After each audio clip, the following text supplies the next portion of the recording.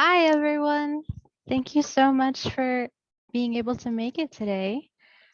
This is going to be Screenwriting 101 with Mercedes Garcia. I am Mercedes Garcia, and today we're going to talk about story structure. Let's give her a few minutes just in case people decide that they want to join. I feel like I'm going to sneeze. I don't think so. Let me drink water, see if that helps. Okay. I don't think I'll sneeze. But yeah, we'll give her a few minutes. And if you want to introduce yourselves in the chat, last time they asked if it was okay to kind of like network and put any of your personal information if you're comfortable with that. Yeah, go ahead. It's a platform where I'm always looking to make new film friends and, have other screenwriters mingle with other screenwriters. So why are you guys here today? Why do you want to learn about story structure? Have you written a script before? Are you aspiring screenwriters? Are you in school?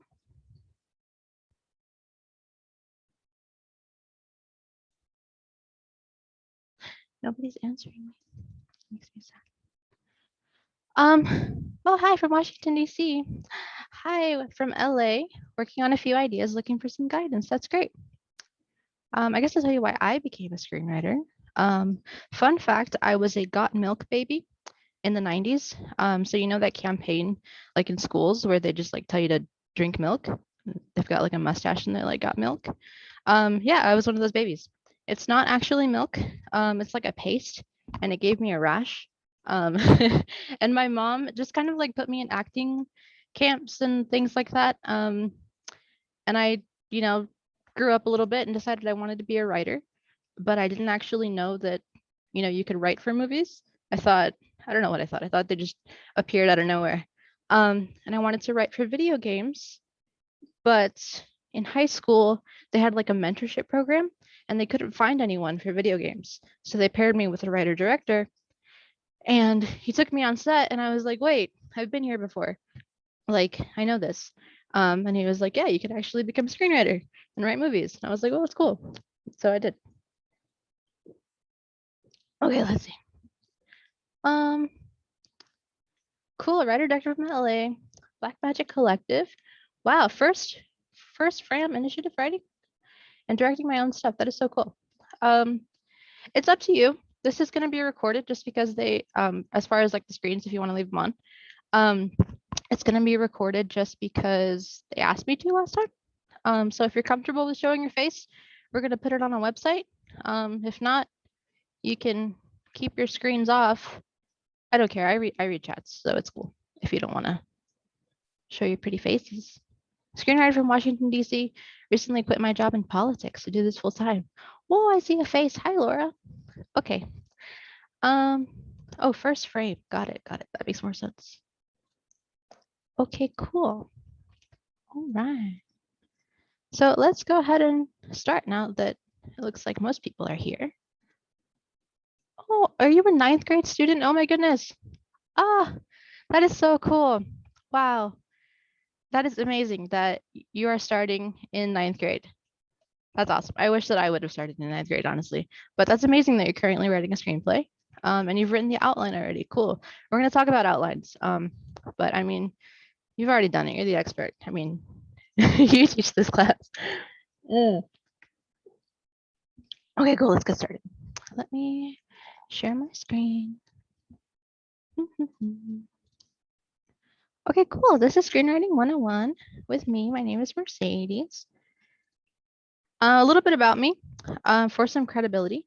I've worked in development for Nickelodeon. They're the kids network in live action. Guerrilla Flicks, they make Jackass and Ridiculousness.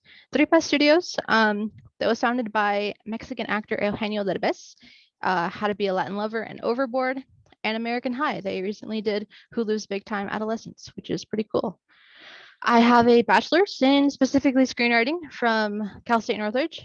And I'm going to be going for my MFA at Stevens College, which is pretty cool.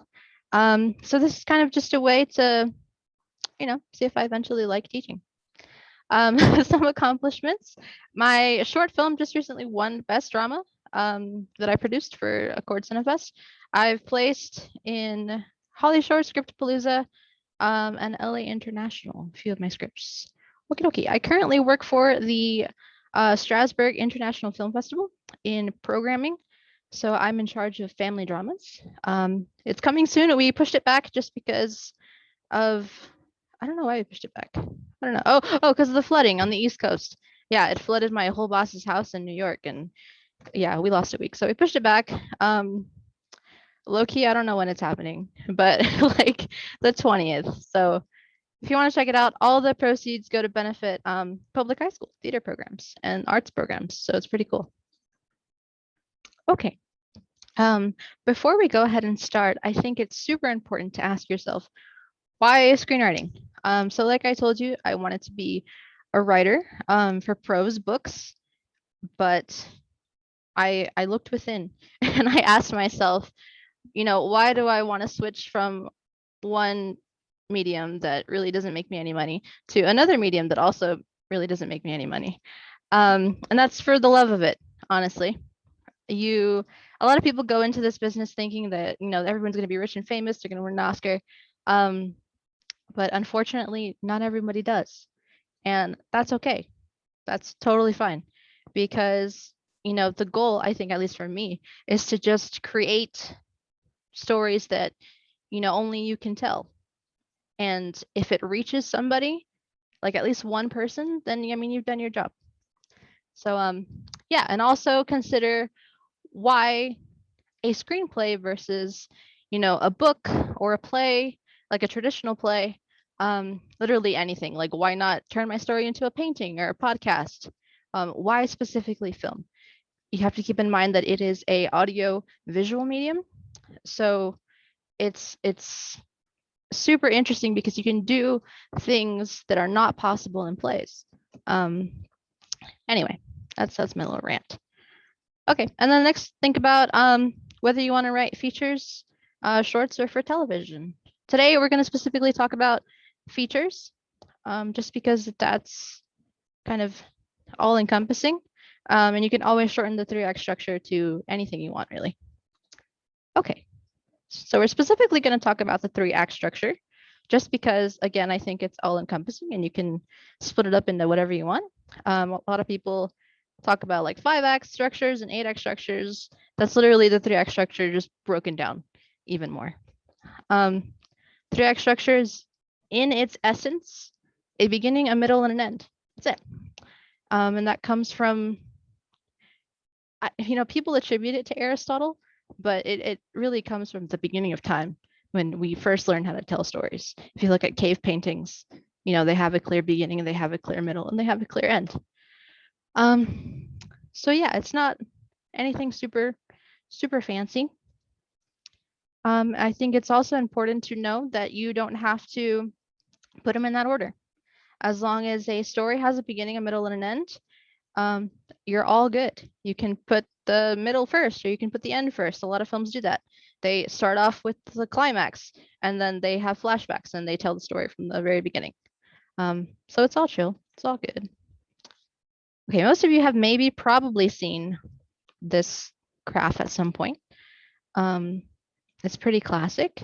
So essentially, we can think of the beginning as a setup, the middle as what happens to everything in between, and it's a confrontation usually, and then the end as a resolution. So this is an okay kind of model, but I have a different one for you. The only thing that I liked about this one is that it has clear separation points. This is not a hard rule, but usually Act 1 has 2 sequences. So a sequence is essentially a bunch of scenes put together to make up a whole thing that you're watching, if that makes sense. Okay. And then Act 2 has 4, and Act 3 has 2 again. I don't think that's a hard and fast rule. I'm currently writing one. You can see my little sticky notes on the back. It's got, I don't know what it's got. I think it's got 6 and then 8 and then 6 again. I think as long as it's proportional, you're good. Okay. So this is the graph that I want to use. It's a lot right now, but I think it's cool because it breaks down in a 120-page script, like where you want your pages to go and all this good stuff. Okay. So we'll talk about Act 1, the setup. The setup is super duper important because it's essentially, just setting up the entire movie. A lot of people say that if you don't have an Act 1 that's good, like your whole film is going to be ruined. And I take that to heart. Okay. So you want to set up what the world is in your film. So the when are we? Where are we? Who is here? What's this movie about? When are we can be, or where are we? Sorry, can be literally like I'm in America, I'm in California, I am on Earth if it's intergalactical, I'm on another planet, or I am in some like made up universe. Just let us know where we are. Okay. When are we? Are we in the year 3000? Are we in the Middle Ages? Are we in present day? I think that's super important. You don't necessarily have to specify, because I'm writing something and I kind of want it to be set in the 90s, and I don't necessarily say in the 90s, blah, blah, but there are blockbusters and there are certain types of cars, and people dress a certain way. So if you can set that up through visuals, that's also cool, as long as we get an idea of kind of what time frame we're in. A lot of people also writing contemporary scripts don't place a year. They just kind of have, things that have been around for a long time, like a McDonald's, or maybe not necessarily a blockbuster, but just like a movie chain. You know what I'm saying?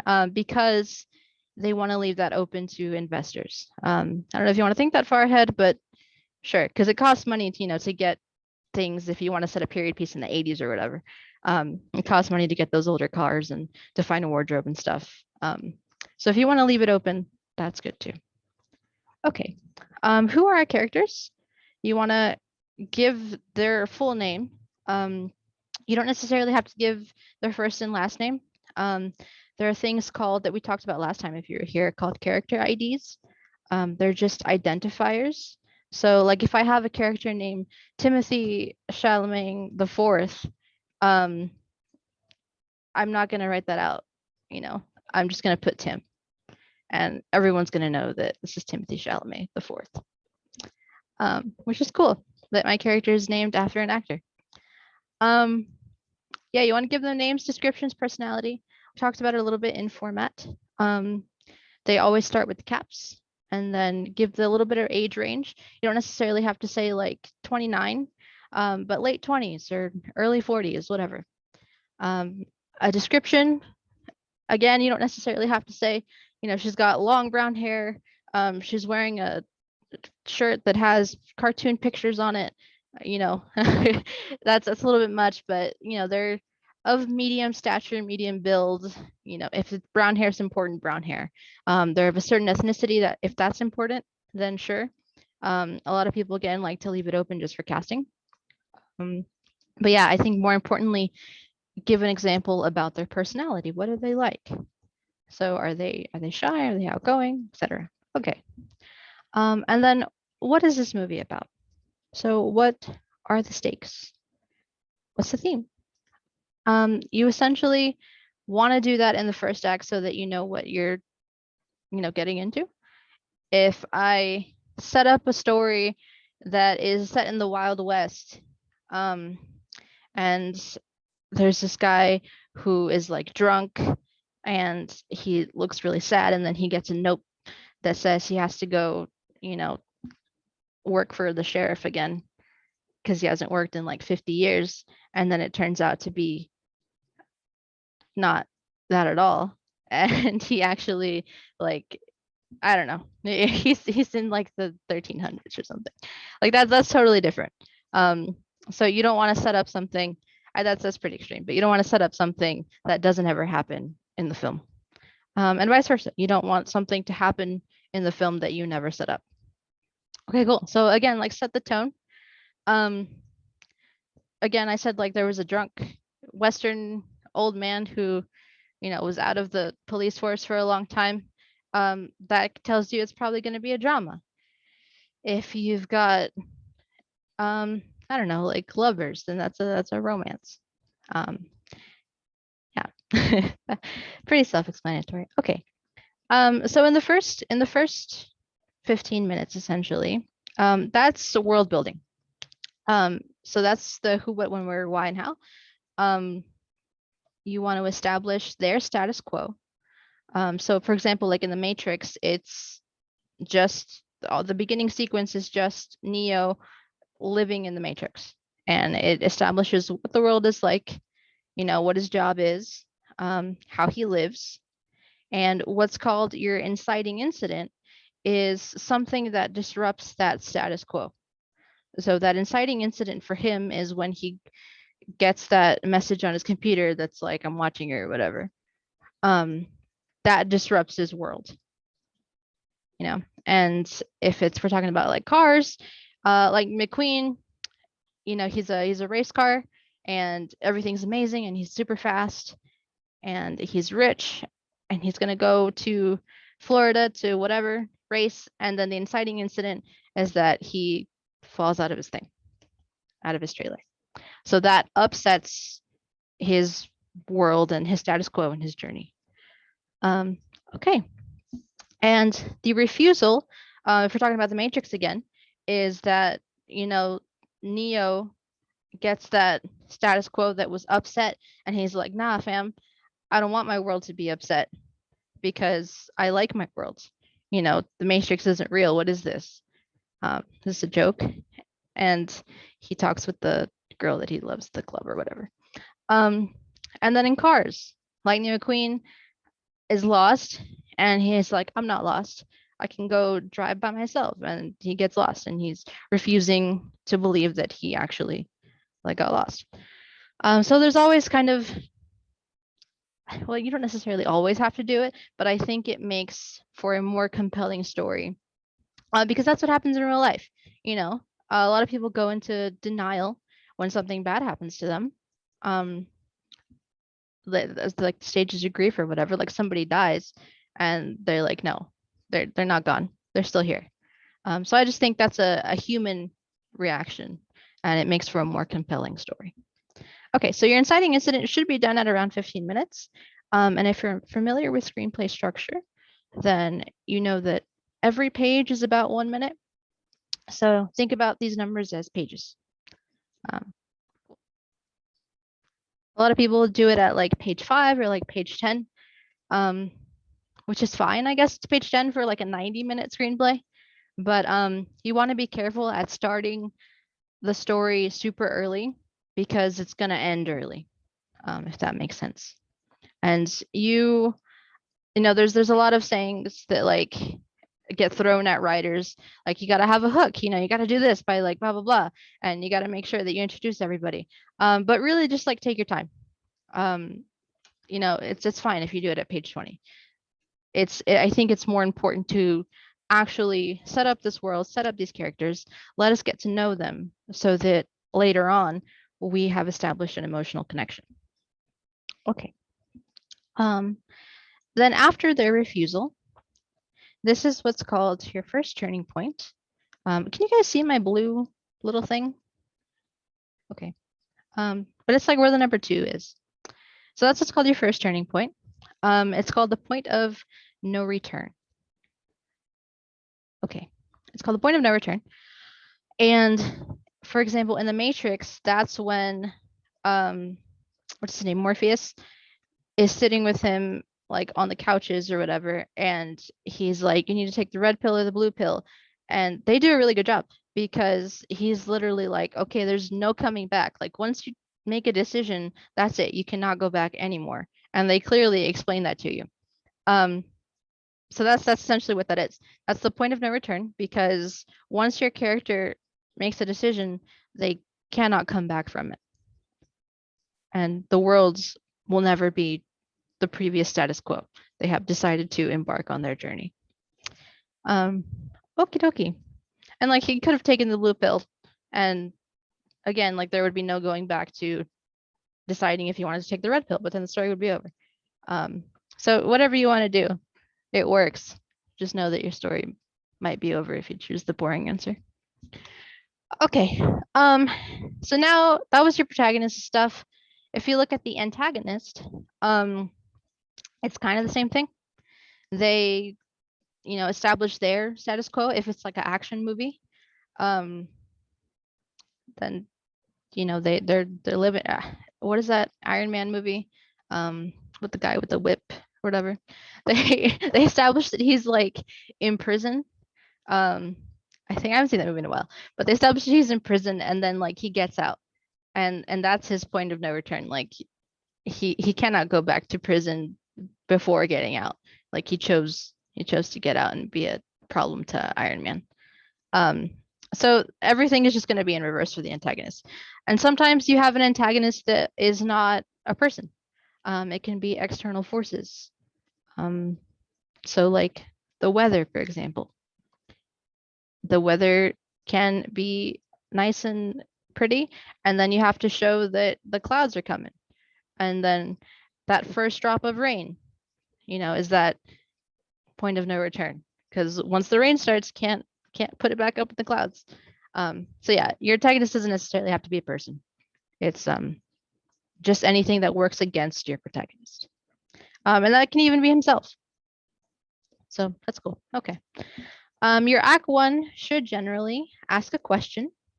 So the question in Cars is, will Lightning McQueen get it to Florida in time?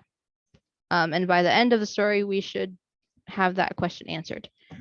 Question is, can your antagonist be an internal conflict? Yes, it can. Same thing. You just have to establish that the character has an internal conflict, and that's part of his status quo.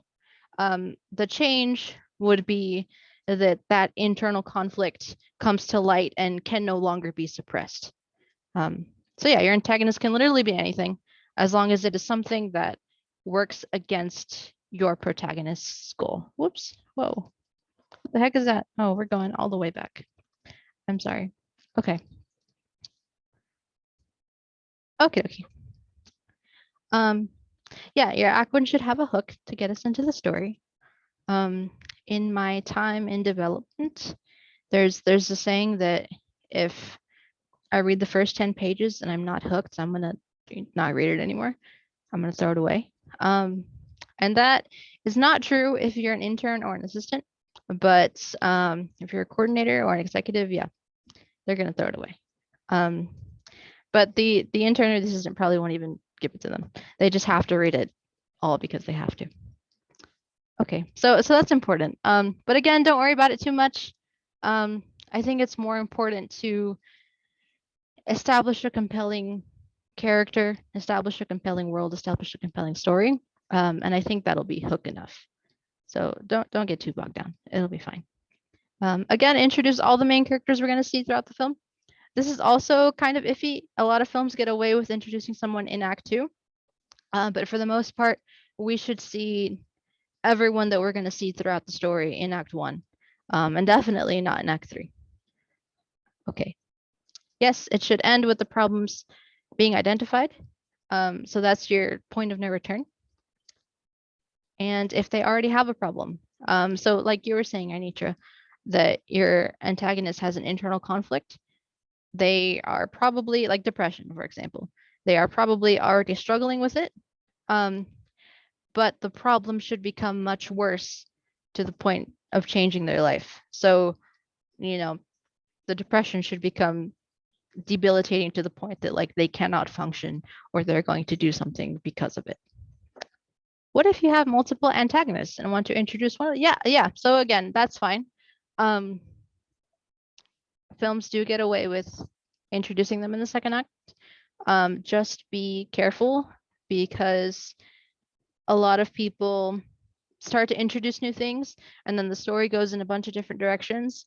And again, this 3-act structure is not a rule, a hard set rule.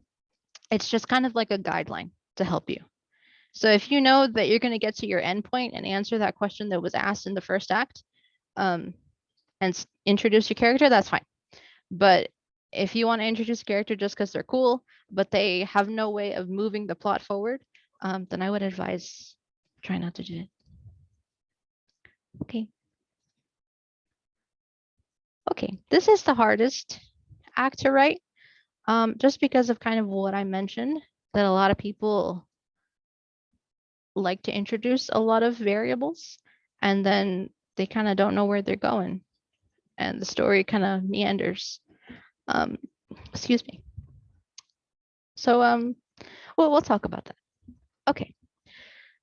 So this is their turning point. And usually it starts off with some sort of encouragement that helps the character move forward. So like in The Lion King, when the lion's dad died, Simba, his dad died, Timon and Pumbaa were like, yo, don't worry about it. Let's go to the jungle and like Hakuna Matata. Um, and he was like, all right, cool. So that was the force that encouraged him to kind of move on. And think about that in real life too. If something happens to you and you're sad, a lot of times you can just like become stagnant in like a depression, like somebody dies. And you just kind of don't want to get up. You don't want to do anything. And it's important to have a support system to help you get up and do the things that you're supposed to do. So kind of like that. Doesn't always have to be a tragedy. It's just always easier, I think, to explain in terms of that. Okay. And here it's what's called the fun and games. So after they have been propelled, to change into the direction that they're going, it's usually where they start either like learning skills, learning things about themselves, growing a little bit. So like in the Matrix, this is where, okay, a good way to put it, it's like they've been thrust into a new world. And what's the first thing you want to do when you're put into like a new place? Like when you go on vacation, you want to explore. So this is just them exploring the new world. So Neo in the Matrix, he starts learning about the Matrix. And then Morpheus teaches him how to like jump. And then they go do like karate or whatever. And he learns like all these skills. So that's him having fun in games. And the Lion King, it's Timon and Pumbaa, like Hakuna Matata, and they're taking baths in the water and everything's chill. Okay. Um. So yeah, this is when they start building. Usually, like in action movies, they start training or whatever, and everything's going up, and they're doing great. The turning point usually, it's called the midpoint, around 60 minutes. Or 60 pages, is when the movie shifts into a totally different direction. So again, for The Lion King, for example, he was having a great time. He was just gonna live out his life in the jungle. But then the girl lion, Nala, I think is her name, came and was like, hey, aren't you the king? And that completely changed his life again. So now he's got to go back and regain his kingdom. I'm not sure if that's exactly what she said. I haven't seen this side of the kid. But yeah, essentially the turning point is another point of no return that drastically shifts their goal. And it usually happens around page 60. Doesn't necessarily have to for a 120-page script. If you're writing a 90-page script, then it happens at page 45. So just split it in half. Okie dokie. And for their antagonist, everything has been going not great. Like they're trying to find ways to rule the world or whatever, but things aren't going their way until they like rob a bank or something. I don't know. And they actually like do it, and then they can have the money to get all of their gear that they need to build the thing that takes over the world. Okay. So this is the point, for example, like in The Lion King, where he starts facing a bunch of conflicts, trials, and tribulations that usually coincide with the antagonist. So here, like the antagonist, got all the money or whatever, and now they can do all the cool things that they want to do to be evil. And they are constantly fighting with the hero, and he is losing because the bad guys are winning. Okay. So yeah, it begins with encouragement. The main character is confronted, yes, by increasingly challenging antagonistic forces. So every time you have a conflict, you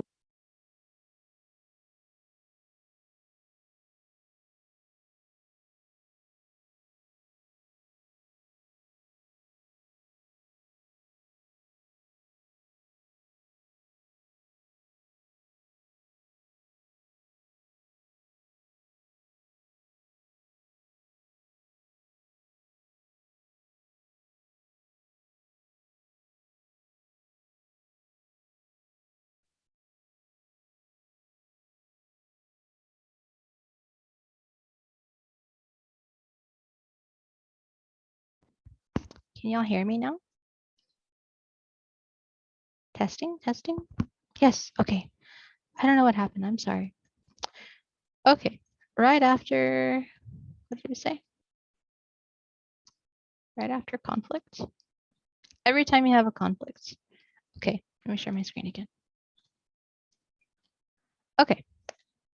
Every time you have a conflict, I think I was saying that you want to make it increasingly difficult.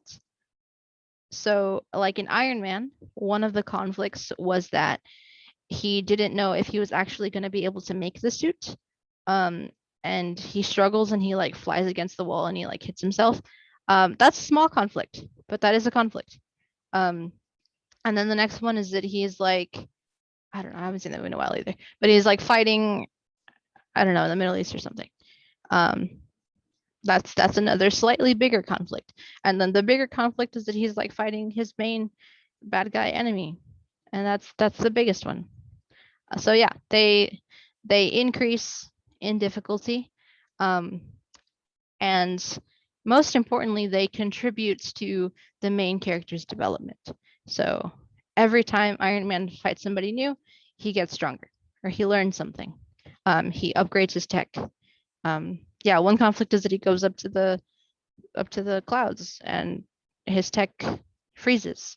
So he learned something and he used that information that he gained from his loss to create something that does not freeze anymore, ultimately causing his win. So yeah, you don't want to have conflict just for the sake of conflict.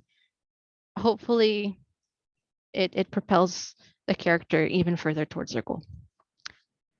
Okay. Yes. And then as they're, on their downward slope, what the heck is going on? Okay. As they're on their downward slope, it becomes clear that the protagonist doesn't have the skills they need. So same thing with Iron Man. Every time he does something, it's clear that when he goes up to the clouds, he doesn't have a suit that won't freeze. And yeah, exactly what I said. They have to change the way they think, either learn new skills or grow as a person. So it contributes to the overall growth of them. Okay. In Act 2, usually around the fun and games portion, subplots pop up. And those are generally in the forms of love interests, although they can literally be anything. A lot of movies just like love interests. So Iron Man, his love interest with Pepper, that pops up. But it's important also that you don't just have a random subplot that doesn't contribute to the overall,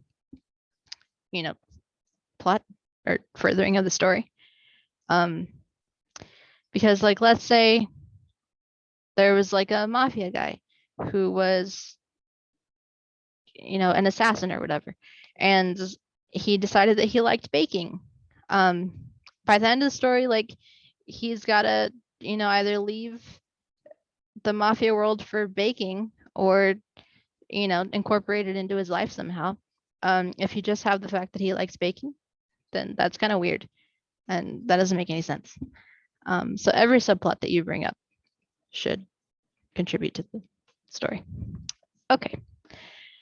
Act 2 should have characters taking active steps towards their goal.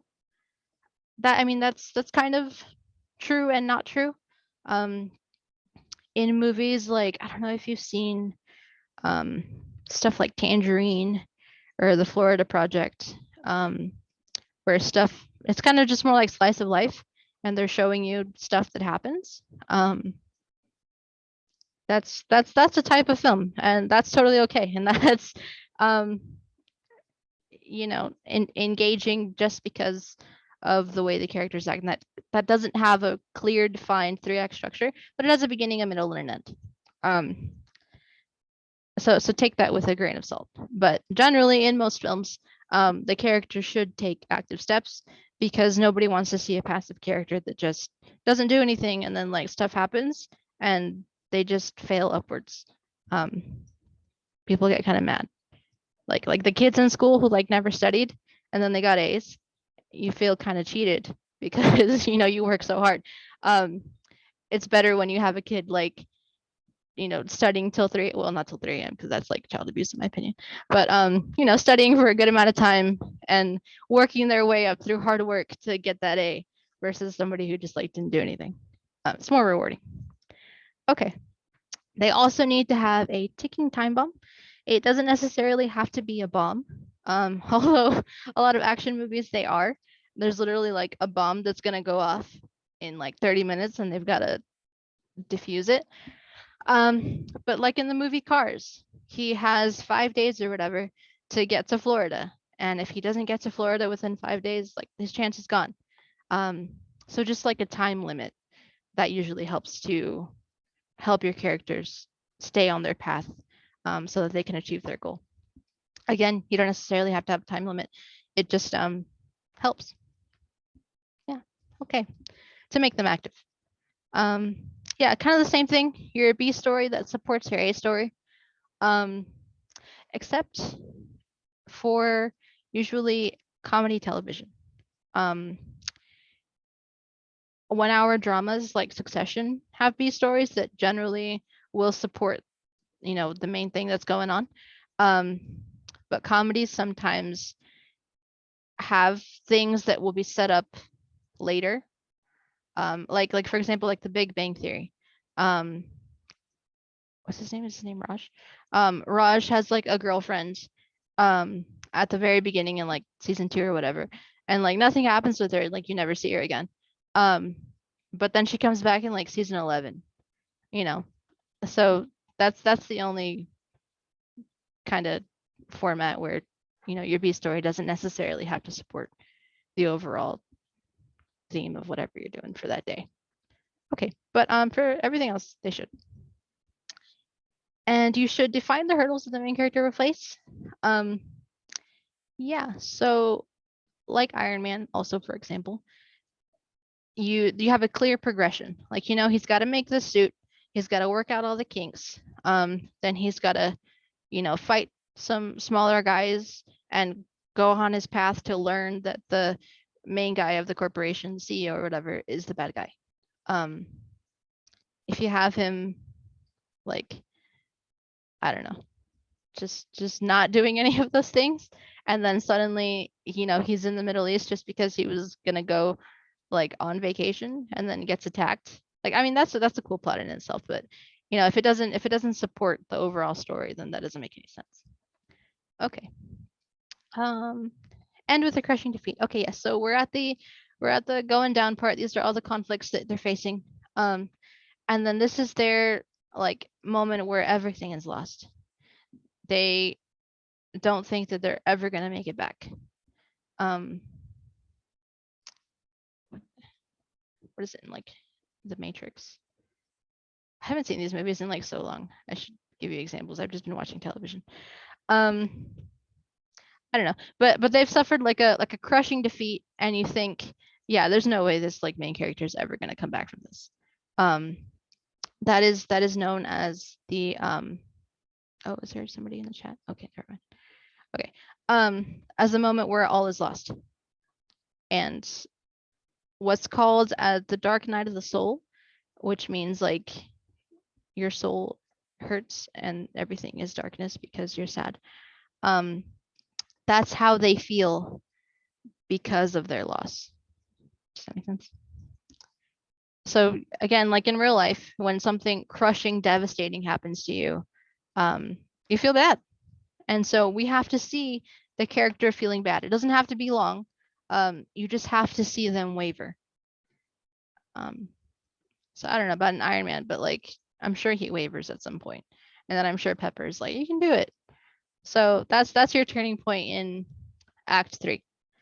That the main character suffers a loss, they waver, and then somebody or something, whether it's like their own internal like drive to do it, pushes them and compels them to move forward. And if it's the loss of the main character, then it has to be a win for the antagonist, which kind of makes sense. So the antagonist is on top of the world when the main character is defeated. Okay. So then, yeah, the point of resurrection, again, is usually somebody or something, propels them to get up and to do the thing. Okay, yes, so show how characters are coping with the major defeat. Yes, they begin with a new outlook, present more obstacles for the protagonist. Okay, yes. So here, then they have to, okay, like for Cars or whatever, this is actually him like getting his white wall tires and fixing up his engine or whatever. Oh yeah, because he I think something happened where he's like, I'm not gonna make it in time. And then Mac comes and he rescues him. So yeah, that's his moment of loss where he's like, it's too late. Like there's only a day, like we're never gonna make it in time. That's it. I should just quit and never do racing. And he's like super depressed. And then Sally comes and is like, you're amazing, I love you. And then the truck comes and they take him. So yeah, that's him getting all dolled up and ready. And then the actual race has obstacles, which is the chick kicks guy or whatever. So yeah, okay. And then inversely, with the antagonist, it's usually a fight between the two. So like in action movies, it's the main character is like an Iron Man. When or like in Godzilla or whatever, it's a huge fight, and then the main character gets a win, and then you're like, oh yeah, and they get like 2 wins in there, like 2 good punches, and then the bad guy like hits him with a good one, and then he like falls, and he just like keeps getting beat up by the bad guy right before he's about to win, and then for some reason the main character gets like godly powers and like beats up the bad guy. Those are your conflicts usually for the third act. Okay. Yes. Again, the final confrontation, I've got to put everything on the line. So yeah, that's usually when like the bad guy is beating up the good guy really good, and he's like dying and like bloody, but then he like catches a glimpse of, I don't know, the world or like his love interest, and then he like gets back up and does it. That's everything on the line. So the love interest is life, the world's life is all on the line. Okay. Act 3, it's pretty not easy, but like it's pretty easy. You just got to wrap up all the character arcs. So if you introduce somebody and they had like a B plot going on, I don't know, again, like if they wanted to be bakers and you had them go into baking school, they've got to finish baking school. Otherwise, like why did you introduce it? And again, it should be emotionally satisfying. Yes, it doesn't necessarily have to be where the protagonist wins, because there are a lot of good films that the protagonist loses.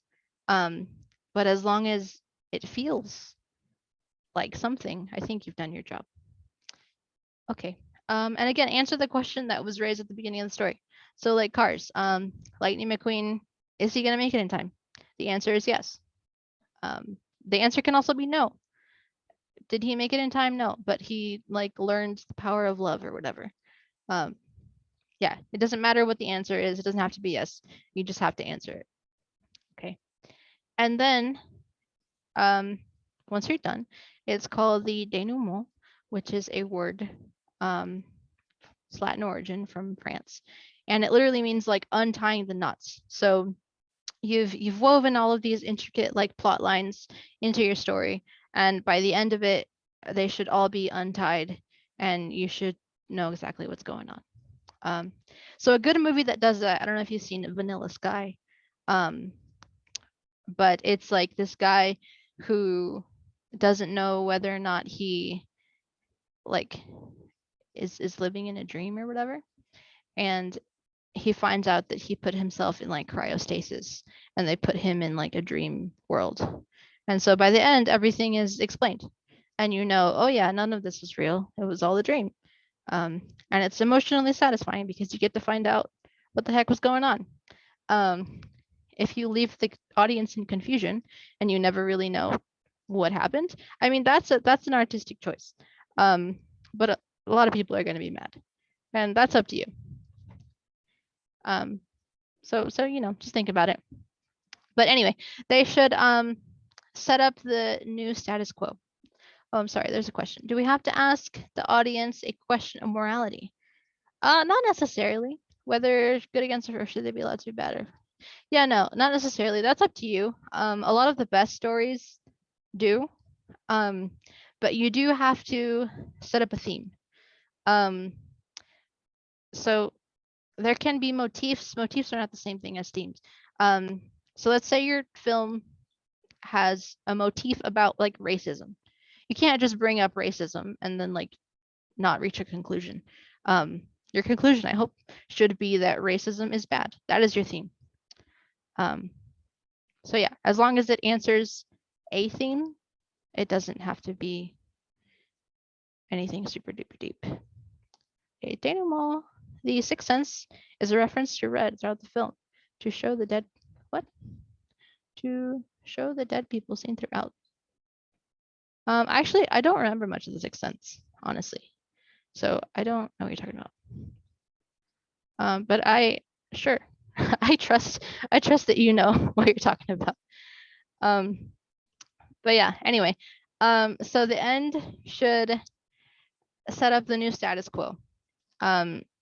So at the beginning, remember they had a world, and then their world was disrupted, and they entered a new world.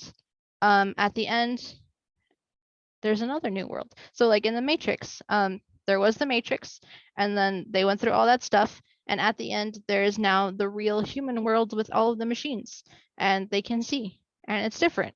But the character is now a new person living in that new world because of all of the experience that they gained. So yes, where the main character reaps the rewards of having completed the story arc. So that can also be negative.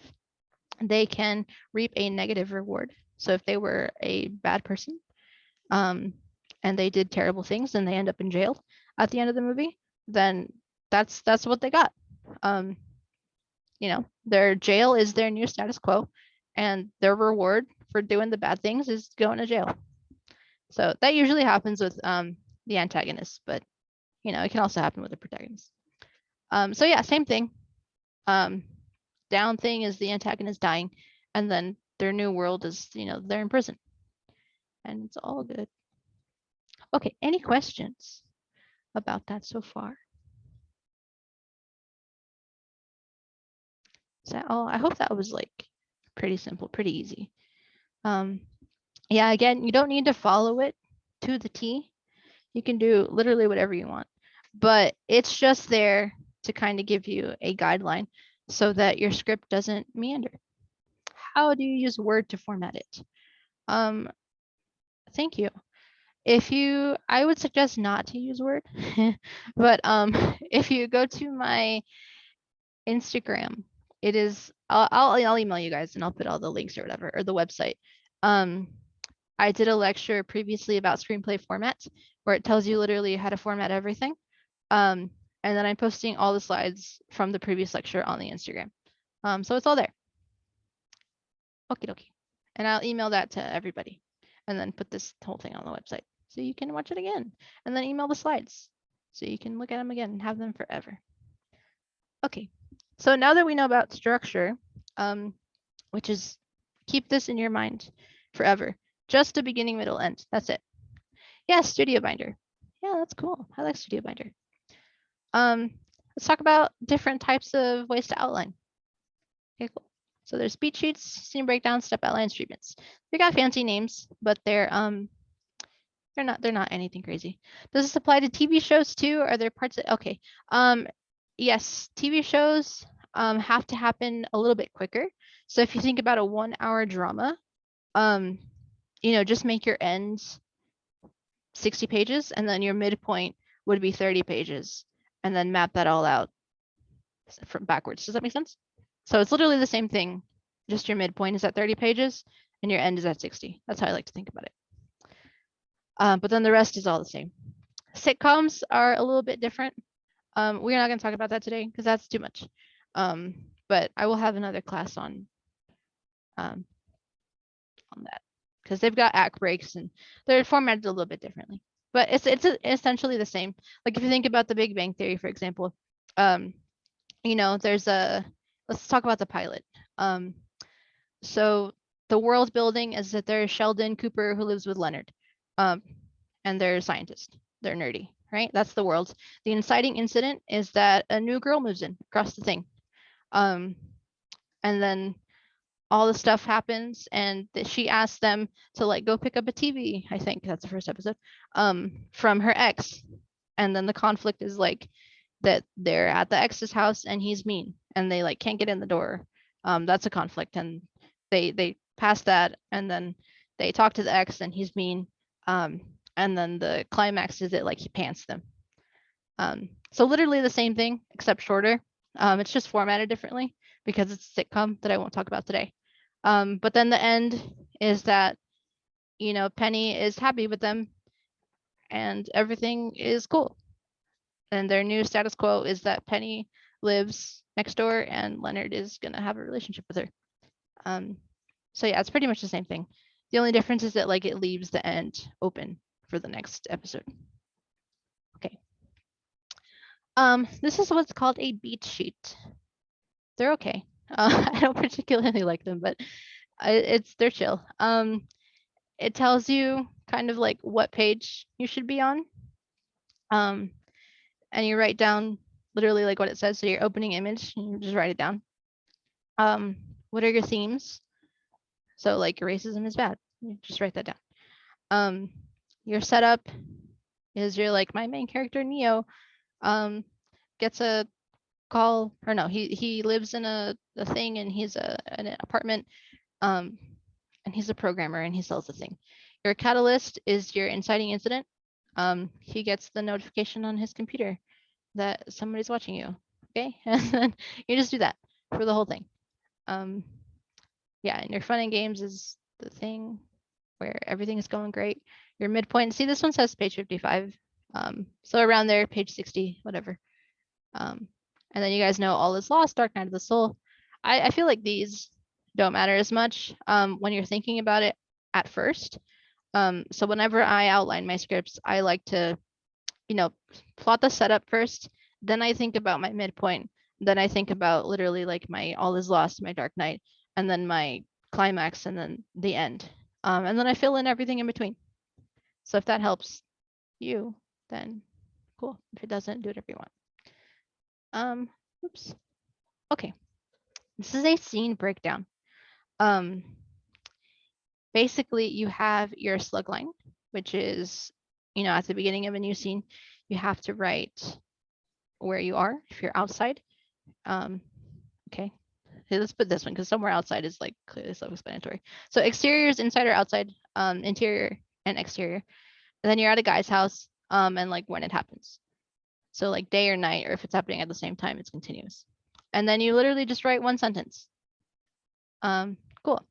And you do that for each of the main scenes. So again, I like to do it literally just for like my main beginning scenes to set it up, then in the middle for the midpoint, then my climax and whatever, and then fill it all the rest.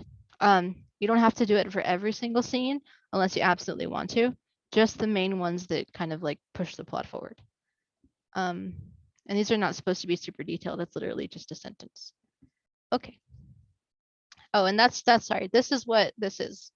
So these are sticky notes. I don't know if y'all can tell. Can I? Here, let me do this. Ugh. I don't know if y'all can see that. Okay. So this is like act 1, and then I've got setup, act 2, change 1, setup, change 2, setup. This is all my act 2, and then act 3, climax, and then we're done. And they're literally like girl spends birthday with friends. Like they're not even complete sentences. It's just for me to know. And they're just the main points. Okay. Whoa. So I hope that helps. Okay. This one is a step outline. It's a little bit like the last one. It is more in depth, however. So you separate your acts, you talk about act 1, and then you write your slug lines. I didn't want to write a bunch of stuff, so I just wrote like a sentence, but this should be like, you know, two or three sentences. When you're writing a screenplay, sentences have to be very descriptive, like a novel. Yes and no. It's a personal choice. But I will say when you're writing, it has to be an active voice. Because like a screenplay in its nature is, you know, somebody doing something. A novel you can kind of get away with, you know, things are happening to you. I'll read you an example of something else. But yeah, you can be descriptive. Generally they don't like superfluous language, so they don't like you to be flowery. It's just kind of like more to the point. But there are scripts that do well that are kind of more flowery. It's up to you. Okay. So this is your step outline. Kind of the same thing. You write your slug line, then a few sentences, and then you write all those scenes out for act 1 that are important. And then your act 2, same thing, all those scenes that are important. And then your act 3, and then the end, you're done. This one has to be formatted just because you're usually showing this to somebody, generally in the terms of like investors. So it does have to follow a rubric. So it's got to be written in 12-point Courier font. This one I do write in like Word or whatever. Make sure to not include dialogue unless it's absolutely essential. And just like a screenplay, whenever you're introducing a new character, it has to be in caps. And see how I put like Sophia 7. You should also like describe, but I was just lazy because I took this from something else and just like copy pasted. But yeah, you should also describe who they are. Whoops. It's essentially your script just in like written prose form. Okay. Yeah, it doesn't need to include everything, just the plots that are essential. And this should take you like for a feature screenplay, 10 to 20 pages. Because again, it's like essentially your screenplay. You're listing out every scene. It's just your thing. What is the number next to the name? Oh, their age. Well, that's a great question. Yeah. So that's how you denote age in screenplays. A lot of people type it out when they're first starting. You don't really have to. You just put it's standard to put it in brackets. So like here I did put like mid 30s or like 40s, and you can put like early 40s or late 40s. But if they're like 49, then you like, and it have to be 49, then you put 49. Like she has to be 7. I mean, not really, but like kind of for the story. Yeah, so that's what you do. Those are the ages. Okay, that's your step outline. And you would show this to, if you're in school, they generally make you write one before you write your screenplay. Show this to your professor, or to somebody who wants to buy your script. You show them a treatment, and we'll look at that later. And then if they want to see something more in depth, then you would show them this. Okay, so this is the treatment. This one is the one that's most important. This is when you're actually trying to sell your script and you're trying to give people information about it.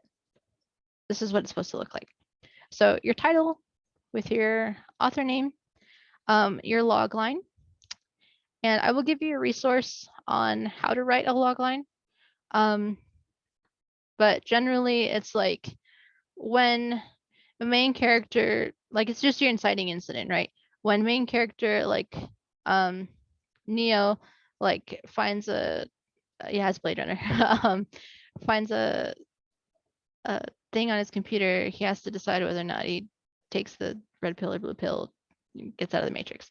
So it's usually main character finds out something, then has to decide, and then asking the question that your story is asking. That's how you write a log line. So in the near future, jaded police officer tracks down a band of rogue androids who seek a longer life. Low key, like this is a fine logline. Like sure, you get the point. But a better one would be listing the things that I said. Some main character inciting incident has to, it always has to be an active voice. It's like this one, police officer tracks, has to do something that asks the question that your story is asking. Okay, then you list your characters. They've got to be, they don't necessarily have to be bolded, but they can either be bolded or like in all caps, just kind of denote that they're different. And then you describe them. And then you write your synopsis.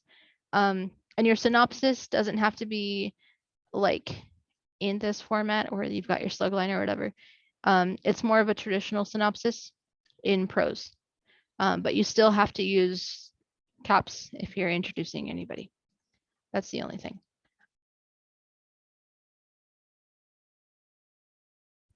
Can you hear me? Sorry, I think my thing turned off. Yes, it's written in 12-point Courier font. You only include the essential beats, and this one's only 3 to 5 pages, depending on how long your screenplay is. So nothing too fancy. Okay, that's it. Okay, we're done. Here are some resources. I think to become a better screenwriter, you should always read screenplays as much as you can. Just like they say, if you want to write books, just read books. Here are some websites where you can read them for free. This one, ScriptSlug, has like older ones. No, this one has newer ones. Simply Scripts has older ones. Here are some cool communities. Which I will email you all of this. But again, if you guys want to leave your contact information for other people, I think it's always helpful to do like script swaps and just read from others. And if you're in school, like if you're in film school, then go to the screenwriting club if you have one. Even if they're literally like bad, you can learn from anybody. Okay, what does this person say? In the beginning, you introduce most of the characters in the setting. Yes, that is exactly right. You have to introduce most of the characters and the setting. You should not end the beginning without doing that. So yeah, all of this will be emailed to you. The templates will be emailed. Do you have any questions for me? Wow. And if you want to ask without the chat, if you want to unmute yourself. What about camera angles? How should I fit them? You should not. That is my short answer. Unless it is absolutely essential, please do not put camera angles in your screenplay because it's kind of like telling the director they can't direct. Yeah, unless you want to direct it, that's fine.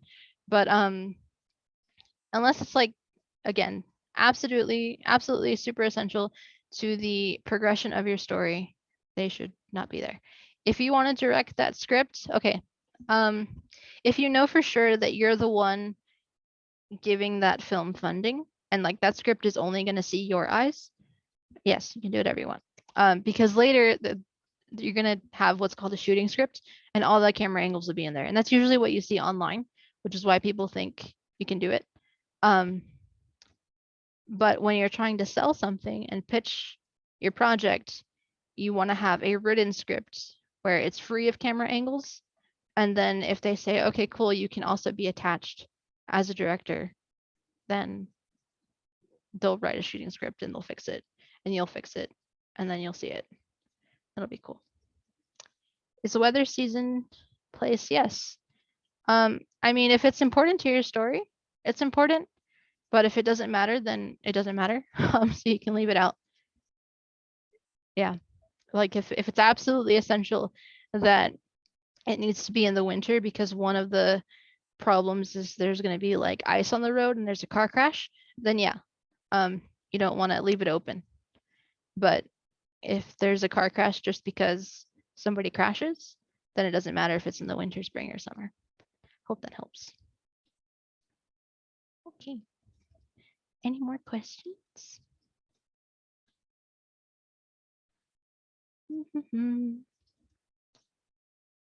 Okay, wow. Can we? Yes, of course you can use the mic. You can do whatever you want. Oh, is it muted? Let me stop sharing my screen. I don't think y'all are muted. Yes. It says allow participants to unmute themselves. Y'all can speak if you want to. Oh, hold on. Are you a director as well? Yes, I am. I am a director as well. Thank you. This was very informative. Oh, I'm glad you found it informative. Michael, I don't know if you're having trouble with your mic, but Oh, I just wanted to wait. Can you hear me? oh yes, I can hear you. Cool.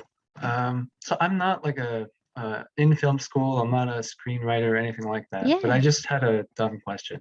No question is dumb. Don't Um, say that. well, probably dumber than the other people here. So, whenever you read a screenplay, like I always wonder, like, how much stage direction do you put in the script? Because, like, I remember reading stuff in high school where you'll have like a narrator and it says like they glance around the room, they're like frightened, Yes. they're this or that, right?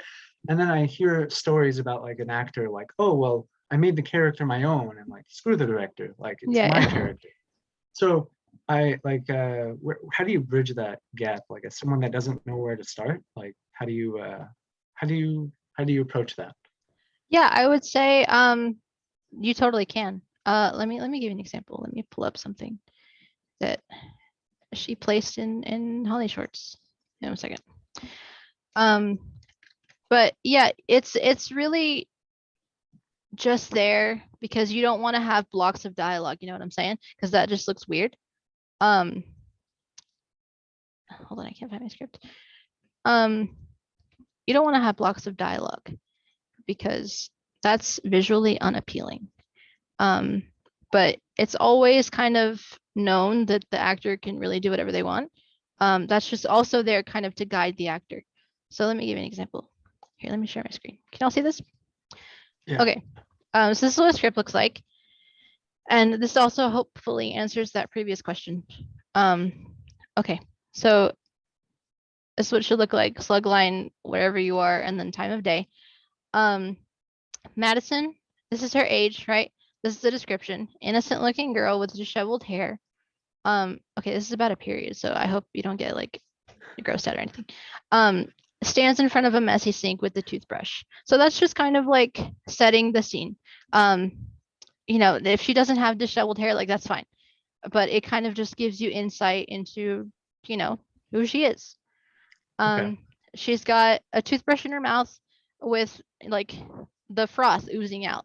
If the actor doesn't want to do that, they don't want to have like stuff coming out of their mouth, like that's fine. Who cares? Right. They don't even have to be brushing their teeth. They can brush their hair. It's just kind of having an action to do to establish, you know, that she's in her morning routine.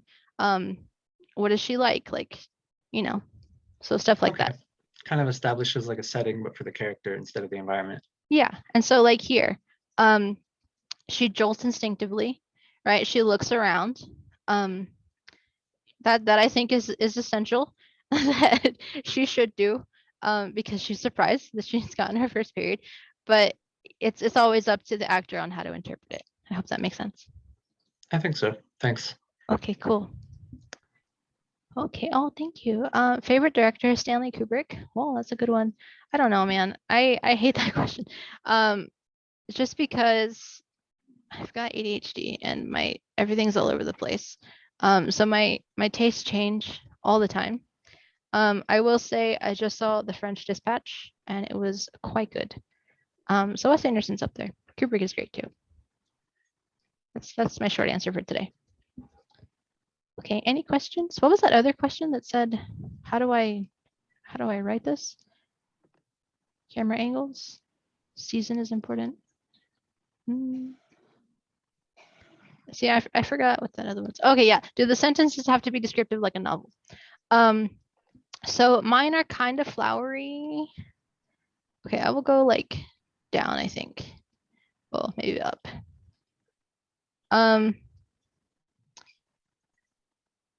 There's something I think where I have like something that's in passive voice.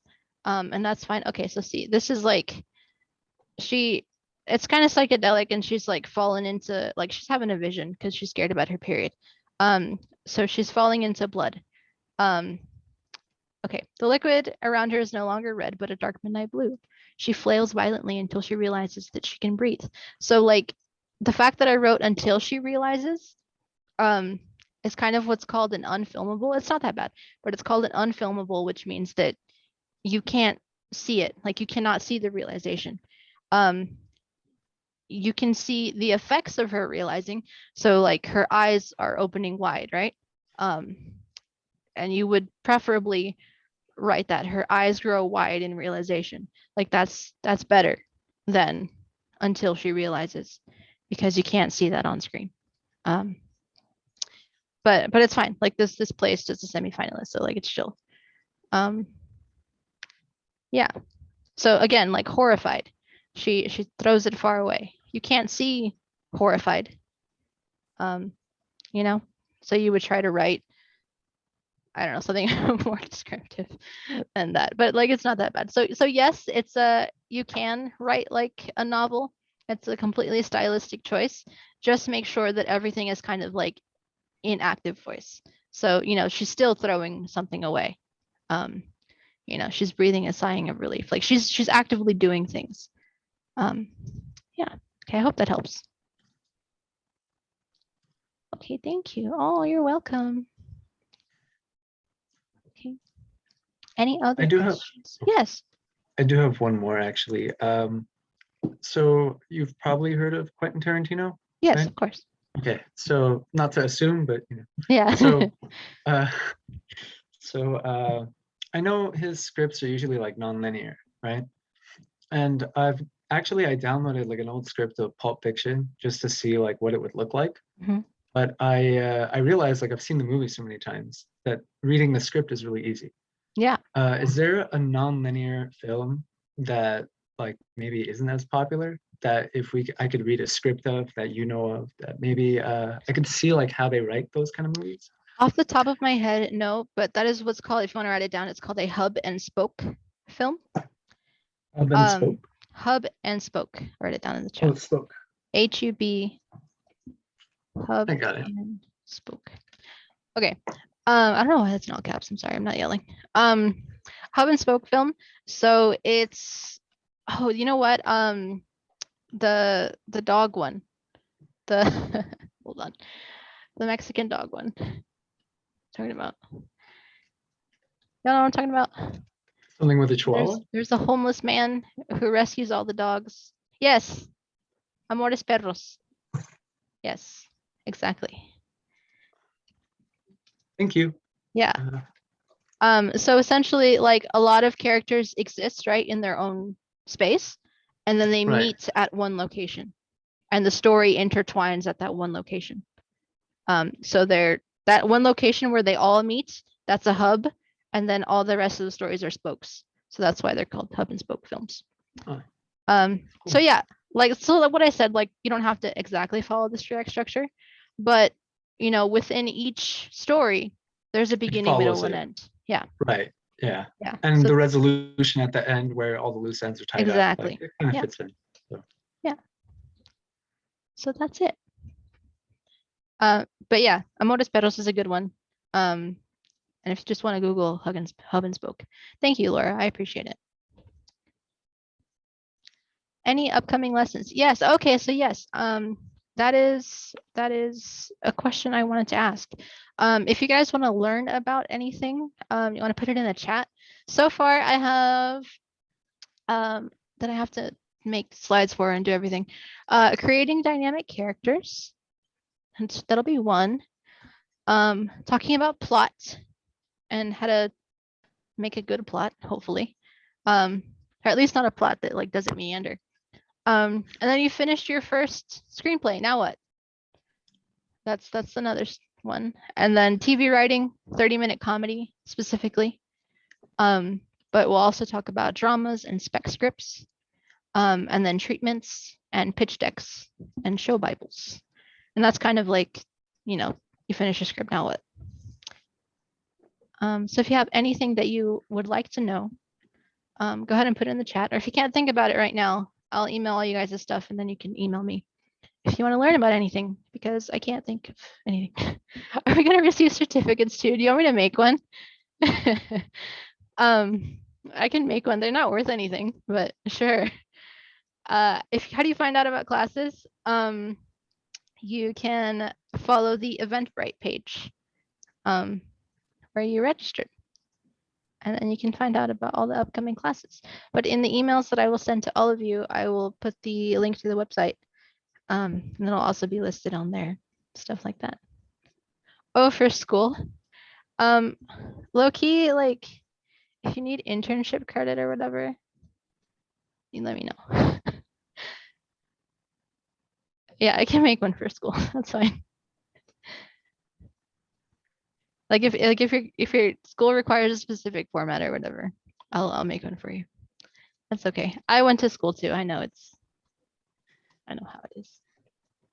Like I hope you're actually learning something. So it'll be valid. Okay, any more questions about screenplay story structure? I have one last one Yeah, actually. you asked 20 questions. It's fine. We're Sorry, here till 8. I'm waiting for someone else to ask, but if no one else has one, I might as well throw it out. So, Okay, do you want, sorry, for let me, someone who's oh, sorry, I was just gonna answer this one that pops up right before you. If we have follow-up questions about this workshop, where's the best way to reach you? The email that I will email all the stuff to. So once you get your templates or whatever, that email will be best way. Okay. Yes, Michael. sorry, just wanted to know if we're like shy about submitting something, is there a way to submit these things like anonymously that you know about? If like right, if I have no credentials at all for like film, No, but I who like it. cares? Honestly, like I don't think you would want to submit because like what if it does well and then they don't know who to give it to? But no, I really don't think you can submit anonymously anyway. Okay. Yeah, and honestly, like it's not a huge deal. I used to work for studios and people who were writers who had agents, like literary agents and managers, like the stuff that came through, like you'd think they never written anything in their life. Um, so it's not like don't worry about it. And some of the stuff I've read from complete beginners, like just maybe it's not formatted correctly, but it just has like a clear sense of story and like so much potential. So I think that's more important, honestly. When I was reading, I looked for story above all else. Yeah. I do not work for a studio anymore. I used to work for Nickelodeon, the children's studio. Guerrilla Flicks, they made Jackass and Ridiculousness. Tripas Studios with Eugenio Derbez. They did How to Be a Latin Lover, Overboard, and now Acapulco, that is on Apple TV Plus. Go ahead and watch it. And American High. They did Hulu's Big Time Adolescence. Now I work for a film festival where I'm in charge of programming for family dramas. And I write. But yeah, no, go ahead and submit your stuff with your name. Like Okay. if you win, they want to know who you are. Plus, like if you are an official selection, even if you don't win, you can make a poster and like put that on your poster and say this was an official selection, because that's amazing in and of itself that your screenplay got chosen to even participate. Like it made it through the first round, you know? So Okay. anyway. Yes, you can. And it's free. The Strasbourg Internet, I'll write it down. Strasbourg International Film Festival. It's free. And all the proceeds that we get, it's free to submit. All the proceeds that we get go to high school arts programs. Okay, what makes a good story in your opinion, or at least what stands out to you? That's a good question. Literally like what I just said this whole time.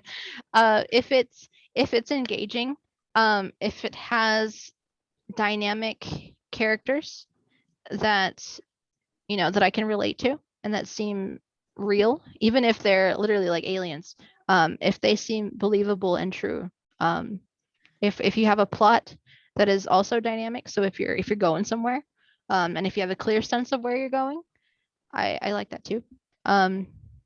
Even if it's literally like Tangerine or like the Florida Project, where it seems like it's going nowhere, but it really is. Yeah, and if I emotionally connect, if I feel something, to me that's a good story. I have a question. Can I ask it? Yes, of course.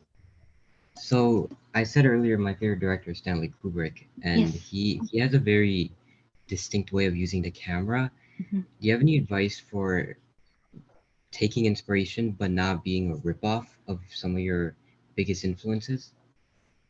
Yeah, I think just kind of naturally we learn through osmosis. So the more you watch, and that's the same thing for they tell writers this all the time. The more you read, you kind of just naturally take in their style. Um, and maybe at first it might seem like a ripoff to you. But the more you write and the more you do it, the more you'll develop your own voice. But I don't think there's anything wrong with taking inspiration. Um, So yeah, that's unfortunately that's my only advice. Just keep doing it. Keep watching like everything. Even stuff that you don't like. That way you can learn. um, because I don't like horror movies because I get really scared. But I read them just because I still like to learn. I'm not really a rom-com person, but I watch them just because again, I think you can learn from everybody. And I think it's important to broaden our horizons so that we can become more diverse in what we write and how we write. Awesome. I just wanted to say that I've going off of the great answer that Mercedes just gave. I've listened to commentaries by Scorsese where he literally says, "I stole this shot from this movie. I stole this shot from this movie." So if Scorsese knows that he's ripping off his favorites, I'm sure that no one's going to accuse you of anything. 100%. Like Tarantino rips off anime all the time, and it's chill. It's all good. There's a saying that like, why even write when I can't write anything new? Um, and like to an extent, that's true. Like for the most part, all the stories that can be told have been told, but they haven't been told by you. They haven't been told the way you can, the way you want to. Um, so even if we've seen the same trope 100 times, you didn't write it, and we'll gain something new from your perspective. Mercedes, I have a question. Yes. First off, thank you for this. This is so great. And mine is on the vein of you talked about dynamic characters. And I see clearly protagonists and antagonists. However, how do you flesh out supporting characters to make sure that, I guess, they support in the story and whoever they're supporting in a correct way, and it doesn't disserve the story? And I've seen stuff where it's like, oh God, like they just threw that person in or check off a box of LGBTQ or trans, or, Yeah. Like just certain things where it's like, come on, can we develop them a little bit more? But obviously not overtaking your antagonists and protagonists. Do you have any feedback on all that? Yes, I think develop them just the same as you would as a protagonist. Completely. Who are they? Where were they from? What are they like? What are their hopes and dreams? What are their fears? The only difference is that they don't get as much action. Does that make sense? So they're still people and they still exist. You know what I'm saying? Um, just like everybody that you interact with, like that person sitting at the bar is still his own person with his hopes and dreams. They're just not talking to you. They inhabit that space. So in your life, they get less action, or like a friend that you see every once in a while versus like a family member. So literally the same thing.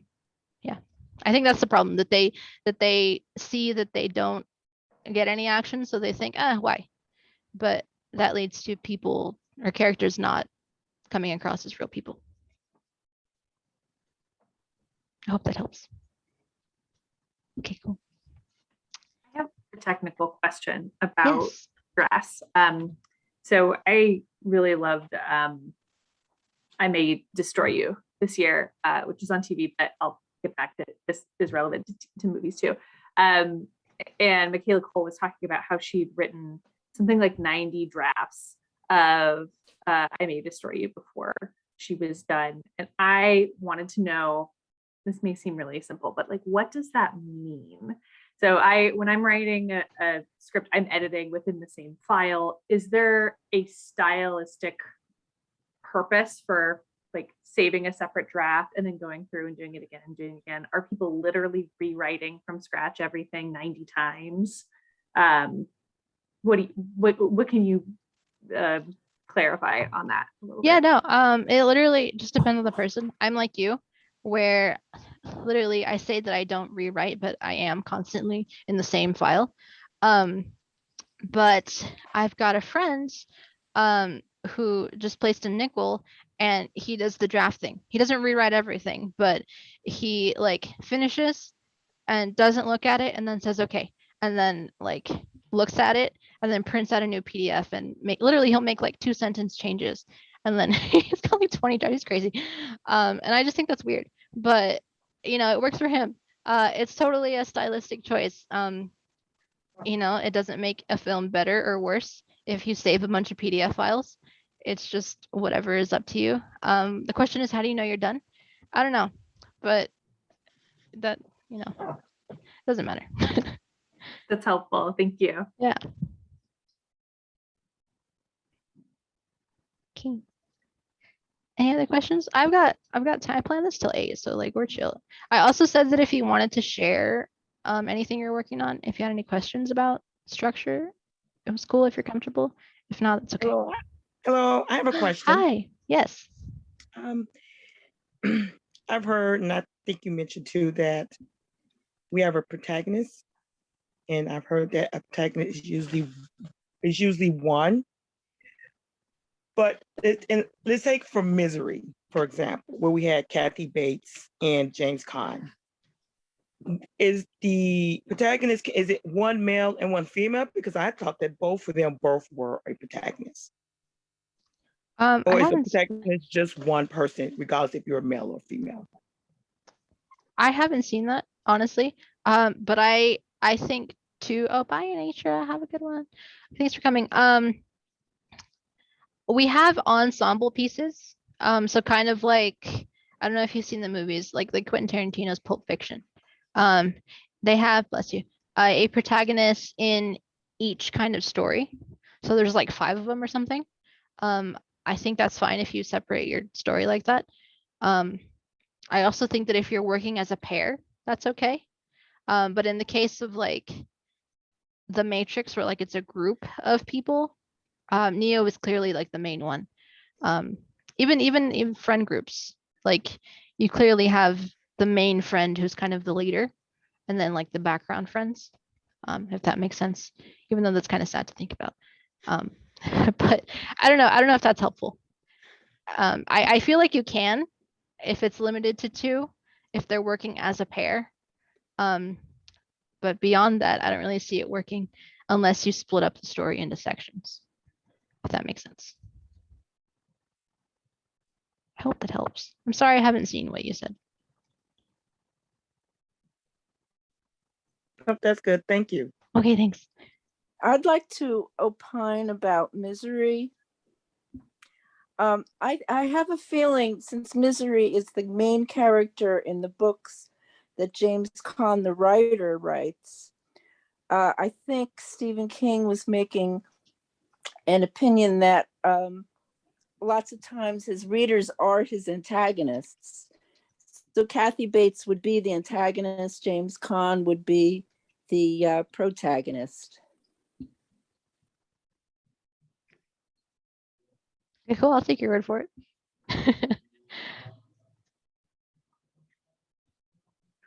Anybody else have any other questions? Thank you. Yes, it will be available as a recording, and I will put it on the website, and then I will send all the stuff to you via email, via the email you provided when you registered for the Eventbrite. But yeah, even if you have questions that don't necessarily apply to story structure, that's okay. I have another one. Yeah. Yeah.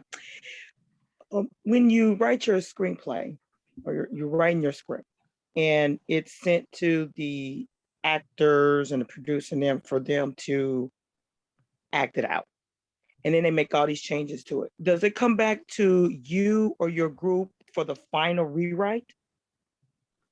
Not really. In features, it's really common that you write a screenplay and then you sell it, and then that's it. You get your money and you never see it again, and they can now do whatever they want with it because you sold it. It's actually very uncommon that writers would still be attached to projects. except for television. In television, you have what's called a writer's room. So it's a group of writers, that work on the stories, and that's essentially what happens. That they get sent up to, they get written right as a group, and then inside of that writers group, they get their notes and they make their changes and stuff like that. Then it gets sent up to the executives in the studio. The executives read it, they make their notes, and like they're the coordinators and the vice presidents, stuff like that. Also producers sometimes. They make their notes, they send it back to the writers room. The writers usually they don't make the changes because they think, like, what does an executive know? I'm the writer. And then it'll go back and forth until, like, either one of them caves, or they say, like, this needs to be in there, so you have to rewrite it. But yeah, that's what happens with television. With features, it's generally you just sell the script and you'll never see it again. It helps. Yeah. But what happened if you are a part of the process because you wanted to be a part of the process and you happen to be still attached to it with the movie? Where does that script go? Where does the rewrite script go? Back to you? Or is there a writer's room that's working under you? If it's a feature, Yes. it'll probably go back to you. I Okay. honestly, like, unless you're directing it, like you're a writer and a director, Mhm. that really honestly doesn't happen. They don't want it used to, in the studio system back in the early 1900s, the writer would be on set, but now they don't want writers on set. It's kind of, they just don't like them. Because the writer has a vision, and they don't want the director to ruin their vision. So there's a lot of, like, anger inside, so they generally never have writers come. But if you're writing and directing, then yeah, it goes back to you. Do you have a favorite book or resource that you recommend that new screenwriters use? I've heard of Save the Cat. I have the Screenwriter's Bible. But Yes, I will. is there one that you like? Yeah, Okay. I like Write What You Don't Know. Okay. By, here, I'll show you. Sorry, I've got a lot of books here. Okay. Here we go. Write What You Don't Know by Julian Hoxter. He is a screenwriting professor at the Cal State San Francisco. I think he's pretty cool. He's actually a cool guy. I met him. Okay. Awesome. That's right. Thank You don't know. Yeah. This one is for comedy. Laughing Out Loud. Do you want to write that down? Okay. It's making a good script. Great. The 3rd edition. And a lot of these have, like, rules that they say are strict, and you should do this if you want this certain outcome. I disagree. It's kind of like when you're first learning how to write in elementary school, that they teach you can never start a sentence with the word because, and it's absolutely wrong, but that's not the case. You've just got to learn the rules to be able to break them effectively. That's that. So take them as seriously as you want to. Great. I Thank have a you. question. Oh, sorry. Oh, you're welcome. Yes. What's your question? So you said earlier that you were involved, or sorry, you are a director as well. Is the director involved in the marketing process? Not really, no. Those are producers. If you're in, like, the indie scene, like me currently, then yes, I'm involved in literally everything. But once you get up to the studios, no, not really. They're not involved. They're just involved solely in the creative process. So they're there to shoot the film, and then sometimes, depending on who the director is, they hang out with the editor once the editor is editing, and they tell them, no, I want this scene here or here. Most of the time, the editor just does their thing and they send them a cut, and then the director and the producers look at it and they're like, yeah, it's chill, or no, fix this, and then they send it back and they go back and forth. But yeah, the director is usually never involved in marketing once you get up there. But if you're an indie person and doing it all yourself, then yeah.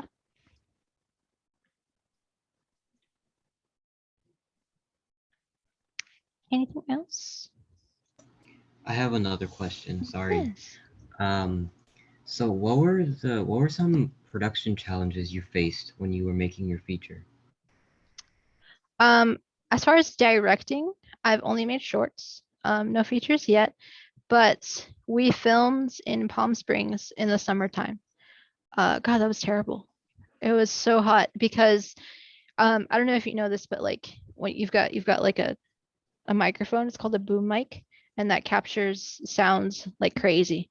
So we couldn't have the air conditioner running because it would capture the whir of the air conditioner, and then you couldn't hear the actors. So everyone was in like 115-degree inside that we couldn't have the windows open either because you could hear things outside in like this hot box. And so we would shoot a take and then we would break for like 5 minutes and like run the air conditioning as much as it could. And then shoot a take and then run the air conditioning. God, it was terrible. That was, I think, one of my worst experiences ever. But yeah, as far as that, I shot a music video and like my drone guy didn't show up because he like has a day job where he does drones. And he works for Cine Drones. I don't even know what that is. And they were doing another shoot, and that's like his job. So he couldn't come work on my set because like they were gonna fire him if he like didn't show up to work. So we had to find another drone guy, and he was not as good. And we had to work hard in the editing room to make it look okay. So yeah, just stuff like that. Stuff happens. I was also on a set where like we rented a truck. And then one of the PAs was like driving the truck and parking it, and like parked it where there were trees, and the trees scratched the truck. So just money problems, things like that. They say like anything bad that can happen will happen or whatever, Murphy's Law. Like, yeah, that's kind of true. So it's just certain things that are unexpected. You can plan, but things don't always go to plan. For some reason, like generally we're always running behind schedule. I try very hard, and I'm actually really good at it, but it's just the way it is. Not enough daylight. It's my life. I hope that helps. Any other questions? Have I seen Dune? Yes, I have seen Dune. Have you seen Dune? I absolutely loved it. Oh, that's great. I didn't. It was fine. That's my answer. I do have one more question, Yeah. if it's okay. It's always okay. So, you know how there's what's that? There's that movie, I forget the name of it offhand, but it had to do with like black holes, and they consulted an astrophysicist to talk about like how to make it as realistic as possible for the CGI. Is it It was a the Christopher Nolan film. yes, Interstellar. Interstellar, right. So I was wondering, do you know anything about how the consulting gig works? Like if people No. want a sci-fi movie and you know about science, like how do you go about doing that kind of a thing? Or like any advice, any tips? For someone that knows like a blank slate, I don't know anything. Yeah, no, unfortunately, I've not received the budget to make a science film. But I actually, it was cool. I took AP Physics in high school. So like they were right. It was pretty cool. But I don't know. If I'm ever doing something when I'm writing, it's just kind of in my personality that I like to research. So I will learn everything about it. And usually most writers do that. I think they're pretty good at researching whatever they're writing about. But no, I'm sorry. I don't Okay. know the legality of finding a credentialed person. Okay.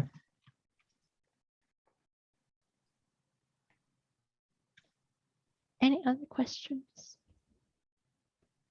I'm here as long as you want. Oh, is it possible to edit the background on a video without using a green screen? What do you mean? Yes, to an extent. Yes and no. It's really hard. Like I can edit basic things. I'm not an expert editor, but my short answer I think is yes. It's just extremely difficult. I think you've got to like put it into Photoshop and then like go frame by frame and like insert it frame by frame, which I think would take a lot of time and effort. That's my question. Okay, if y'all gotta leave, that's chill. Thank you so much for taking the time to join. Again, you'll get all your stuff in the email. But if you still have any questions or want to stay, let me know. I'm here.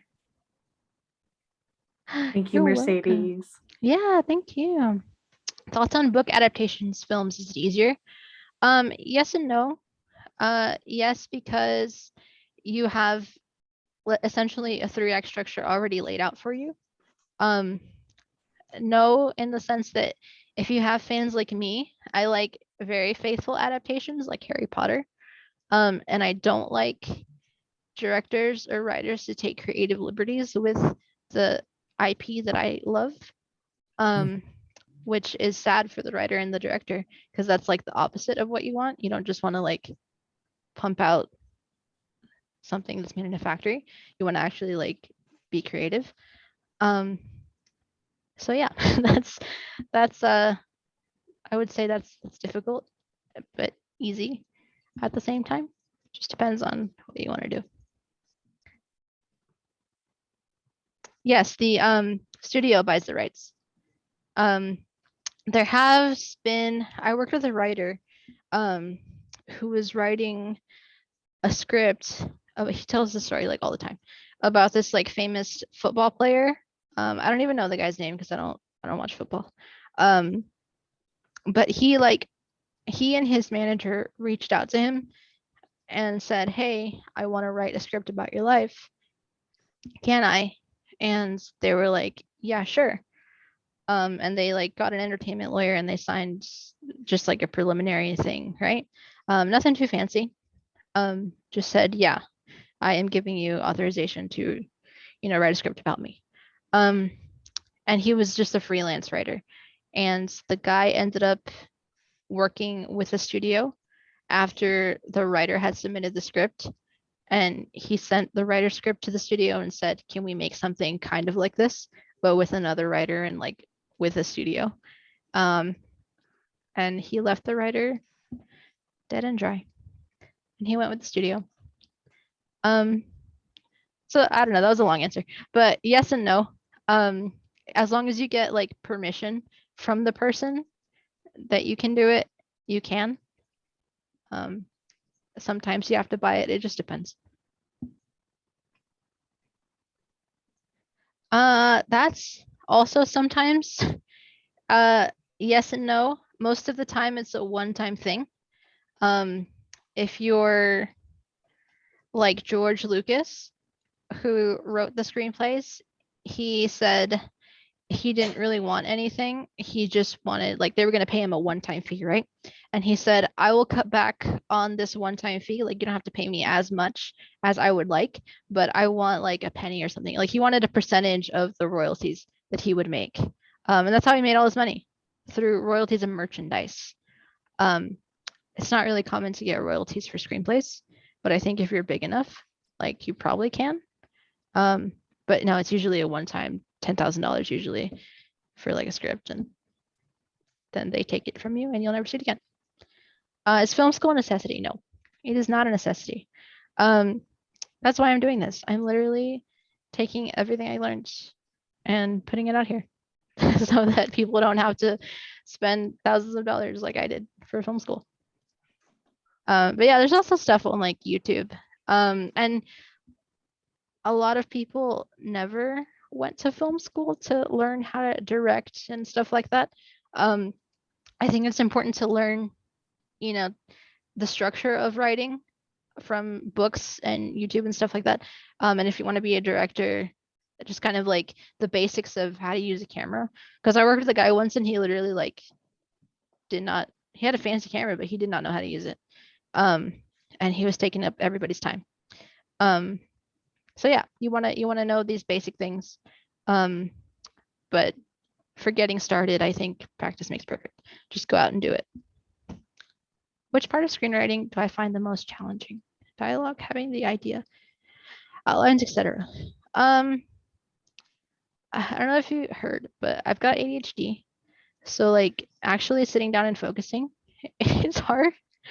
Um, but that's more of a me problem. And like specifically, if you have ADHD, the sitting down and focusing is difficult. As far as structure, I think dialogue, I'm not terrible at it, but I'm self-conscious. So what I would do in high school, is I would take the bus home from my high school to my house, and I would have my phone and like pretend that I was like texting or doing something with my headphones in, but they weren't playing anything. And I would just write down phrases that I would hear people say that I thought were interesting. So yeah, that's what I recommend. Don't be a creep and like follow people at like coffee shops or whatever. But if you, I know it's hard also because of the pandemic. But if you're walking and you happen to hear something, take out your phone really quick and write and just kind of like be actively listening. For that, I think that helps. It's definitely helped me. Yeah. What do you find the most difficult? Maybe I have an advice.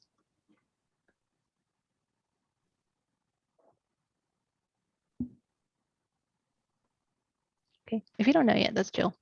It's fine. Any other questions? Dialogue too? Yeah. Okay, cool. The dialogue's tricky because a lot of people want to copy like Tarantino and make it super stylistic. And I know I did when I first got into film school. I was like 18 and wanted to write action movies. And I wanted to be my own little mini Tarantino. But I realized that's not what I write. That's not what I'm good at. And I was trying to be somebody that I wasn't. So it's writing and developing your own voice. And now I write stuff that's kind of like more muddled and not muddled, down to earth and like true to life. So yeah, I find building on the idea most difficult. I hope that's the 3-act structure will help you, because that kind of does. Again, I like to flesh out, my midpoint, and then my ending. If I don't know my ending, that's okay. But at least kind of, those main, at least those 2 main big points. That way I can fill in the stuff in between and then say, okay, I have, this big thing that's going to happen. How do I, lead up to that? What steps does my character have to take to get to this point? And then it's a lot of like, this works. No, this doesn't. I'm trying stuff out, but I find that helpful. And then also keeping in mind that the problems have to increase in difficulty and build on each other. That helps too. Because when I first started writing, I would just give problems for the sake of giving problems. But they didn't further the plot or anything. They were just there. And it didn't make any sense. And my character wasn't learning anything. They were just overcoming them, but I wasn't using what they learned. Hope that makes sense. I have one more question. Yes. Sorry. I've been having a lot of trouble thinking of the title for my screenplay. Me too, man. Okay, I'm sorry. What's your question? Do you have any advice for that? Because it really frustrates me. Yeah, no. I would look at your theme. Think about what your theme is. And I hope that helps. And kind of like okay, I don't know if you've seen the movie, the new one, The Harder They Fall. It's about like a Western and like they're killing people. And the opening credits are literally like the guy shoots somebody and then he falls and then it says like a harder they fall or whatever. If you have something that is reoccurring throughout your script, that could also be inspiration because the theme is not about like it's good to kill somebody, or like you know, stuff like that. It's just a reoccurring motif. So if you have stuff like that, that could be cool.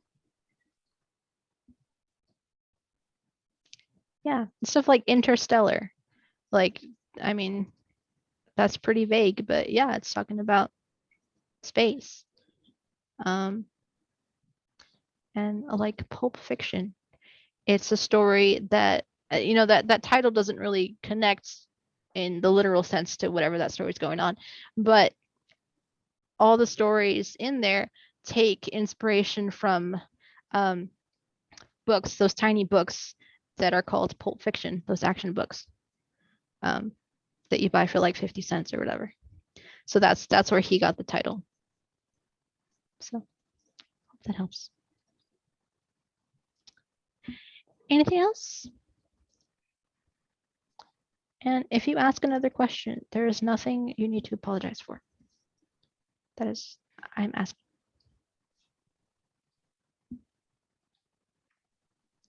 Okay. Do you guys have any ideas on what you would like to see next, as far as a class? Like what you are interested in?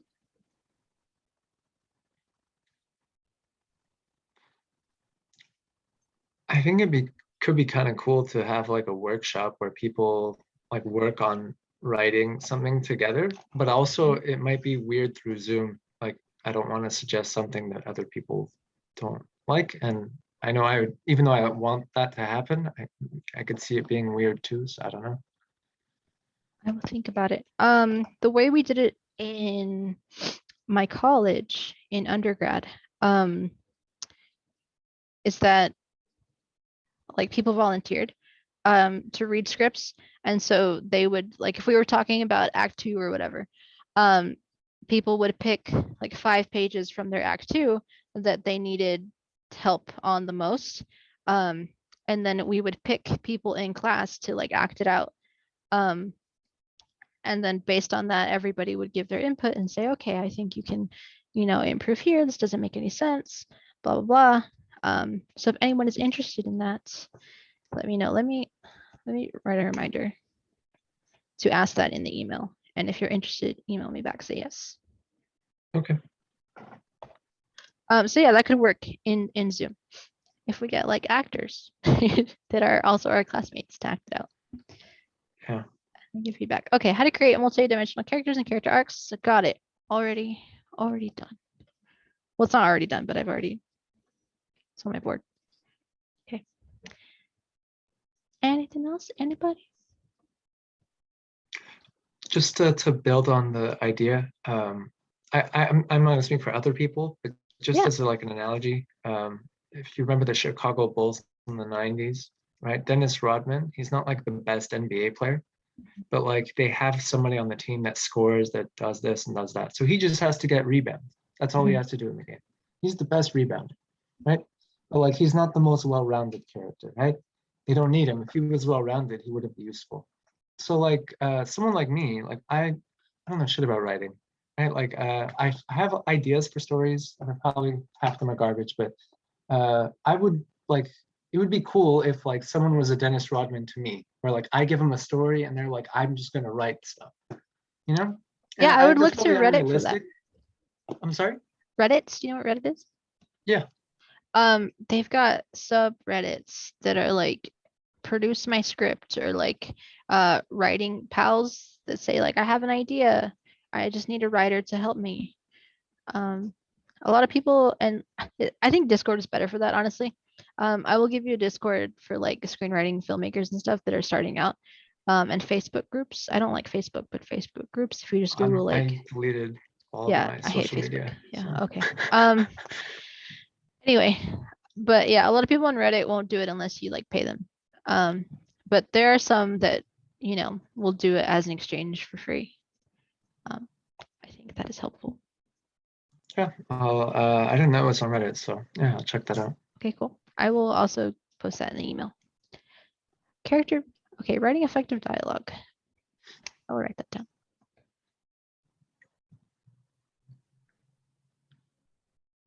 Camera movement basics. Oh my god, I'm gonna have to change my name from screenwriting to like Film 101. Okay, we'll put a pin in camera movement because I may have to make a separate thing. But YouTube is great for that. If you just like Google it and YouTube, they've got a bunch of videos. If I don't get to you in time.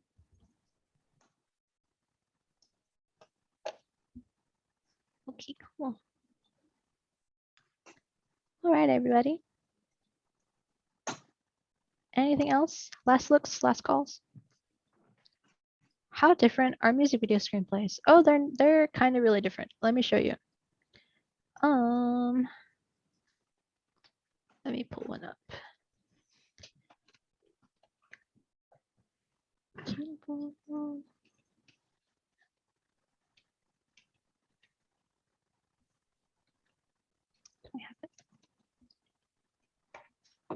I have it actually like here. Hold on.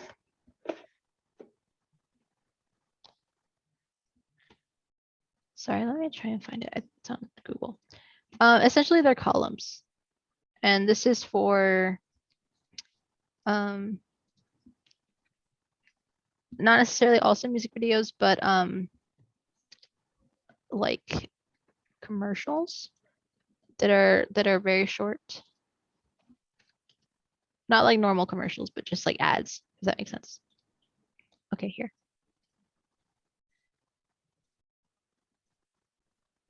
Okay, so this one is kind of more like a sorry, the word is eluding me. What's it called? Anyway. Okay, I'll tell you. So essentially you have your whatever timestamp is for the song. And then you can separate based on color what's going on. So the lyrics are in pink. What's happening, like the action, is in green. The music, anything related to music, is in blue. Any visual effects that will happen in the music video is in orange. The colors don't matter. It's just to differentiate. So this is a video effect. The opening title card and credits will roll.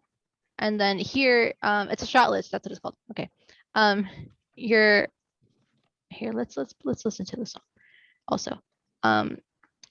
So you specifically give shots. Aerial shot, and then you say where, like Burbank, blah blah blah, and then we cut to a master shot. This is like the only script that you specifically really only give stuff about the shots, camera cues. Okay, so like at 30 seconds to 38 seconds, here's the lyric, blah blah blah. Okay, and then you can play the song. Wow. Okay, ready? So like that's the music. And you can like kind of picture it when he like starts talking. Oh, can you hear? Hold on. I don't know if you can hear actually. Share sound. Oops. Okay, can y'all see okay?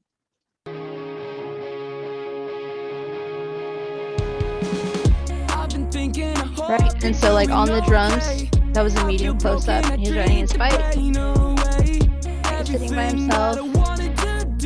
There's a girl.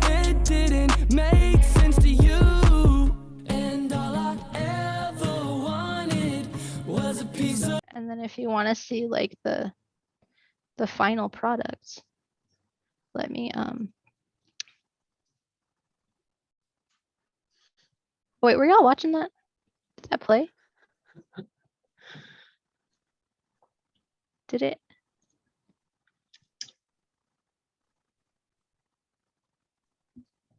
Yes, okay. Good. Let's figure it out. Okay. Oh, let me see if I can do like a side by side. That would be better. Can y'all see? Oh, y'all can only see like, okay, so let me share my whole entire screen because y'all can only see half. Okay. I hope this is informative and helpful. Share screen. Okay, share the entire screen. Okay, y'all can see everything, right? Yeah. Okay. So here's the Here's the thing.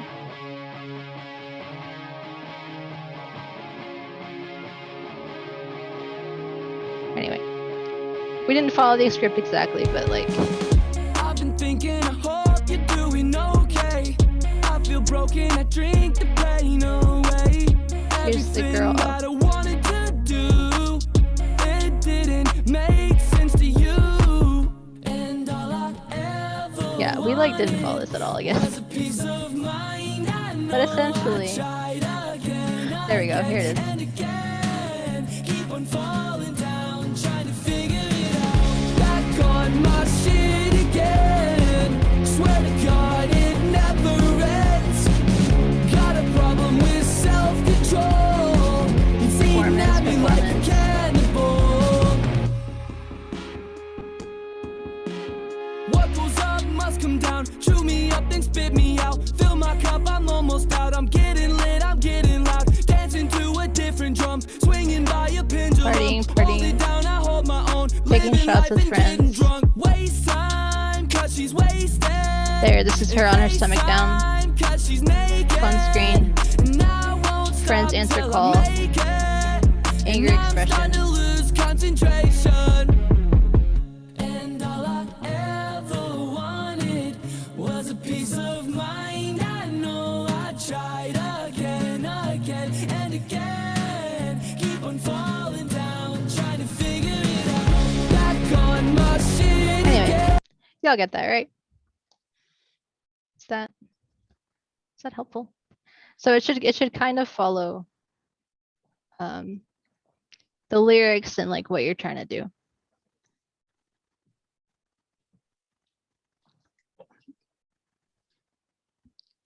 I can also, I guess, give you a template for that. Write this down.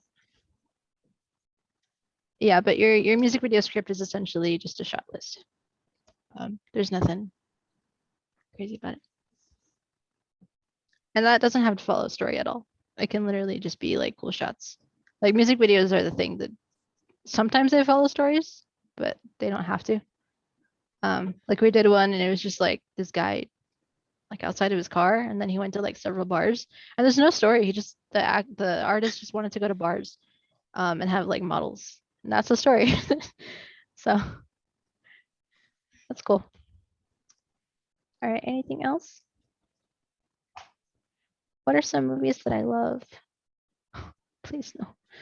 I don't know. Everyone always asks me and I always get put on the spot and then I think of the answer later, but in the moment I can never answer. I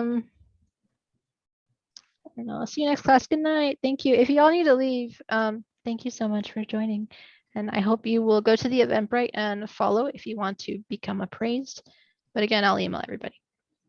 Okay. Some movies, I don't know. I like The Emperor's New Groove.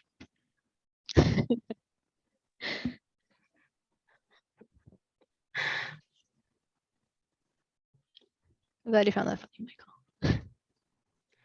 Okay, any last questions Yeah. before we all go to sleep and dream and think about our next scripts? Thank you all for spending your time with me. I hope you found it enjoyable. Thank you, Mercedes. Yeah, thanks everyone. Okay, I'm gonna end this. All right, bye. Good night.